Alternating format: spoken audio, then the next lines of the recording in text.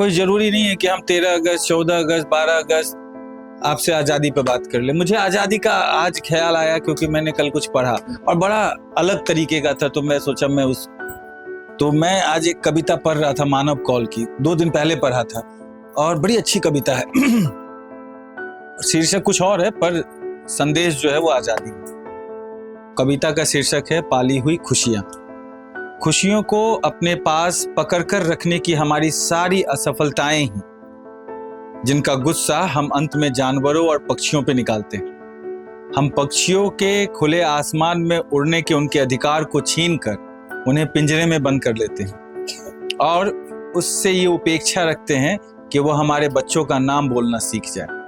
फिर हमने जू खोल रखे हैं। जिन लुप्त होते जानवरों को जंगल में होना चाहिए, उन जानवरों का इस्तेमाल अपने बच्चों के मनोरंजन के लिए करते हैं। और सर्कस के बारे में क्या कहें। जब तक हाथी को एक छोटे से स्टूल पर बिठा और शेर को आग के गोले में न कुदा दे, तब तक हमें खुशी नहीं मिलती।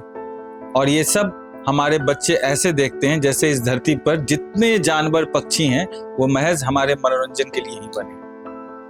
अपनी इन खुशियों को सहेज कर रखने वाली व्यवस्था में हम सब बचपन में ही सिखा देते हैं कि जब तक दूसरों की आज़ादी छीन नहीं लेंगे तब तक हमें असली खुशी हासिल नहीं हो सकती। देखो कहाँ बात कितनी सच्चाई है। तो आज़ादी का मतलब क्या समझते हैं? यहाँ हम दूसरे की आज़ादी को छीन कर अपना मनोरंजन बना रहे हैं। इसको आज़ादी कहेंगे? माँ बाप से झूठ बोलकर हम स्कूल न जाकर कहीं और घूमने चले गए, इसको आज़ादी कहेंगे? लेकिन जो झूठ बोल के जा रहा है स्कूल छोड़ के, उसको वो आज़ादी प्रिय। तो आज़ादी तो वो भी शब्द का प्रयोग करेगा ना कि मुझे भी चाहिए अपनी आज़ादी। अब वो आज़ादी जो ना आधुनिक काल में उसके लिए नया शब्द प्रयोग करता है, प्राइवेसी, मेरी निजता, कि मुझे मेरा निजी स्पेस चाहिए। तो आज़ादी का मतलब तो बहुत अलग मान लिया ना।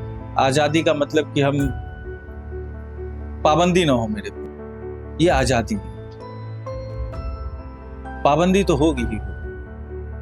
एक पंछी को भी पाबंदी होती है कि दिन भर आसमान में उड़ के वापस अपने घोंसले में आए, वो उसकी पाबंदी है। स्वतंत्रता को समझना पड़ेगा। अशिक्षा से भी एक आज़ादी। आज जो शिवम है या और जो जखीरा से बच्चे आते हैं, उनको जिस तरीके से हम लेकर आते हैं वहां से, तो उनको तो लग रहा है कि गुलाम बना रहे। उनके लिए तो उनकी आज़ादी का हनन है कि मेरी आज़ादी मुझसे छीनी जा रही। पर क्या उनके लिए वो आज़ादी है या ये आज़ादी? शिक्षालय क्यों आज़ादी? शिक्षालय इसीलिए आज़ादी है कि यहाँ शिक्षा मिलेगा, फिर वो गरीबी और अशिक्षा से आज़ाद, कल अपना बेहतर भविष्य कर सकते हैं। लेकिन अभी उनको आज़ादी का तो मतलब यही है कि खुले में घूमना। हम सिर्फ झंडा फहरा लेना और जनगण गा लेने से हम हो गया हमारा आज़ादी। आज़ादी को तो महज हमने छुट्टी का दिन मना के छोड़ दिया। देश आज़ाद हुआ है। आज भी देशवासी, कई देशवासी, एक अच्छी खासी मात्रा में देशवासी अशिक्षा के गुलाम, गरीबी के गुलाम, नशे के गुलाम है। और उससे आज़ादी पाना दरअसल में मूल रूप से मैं समझता हूँ उसे आज़ादी कहते हैं।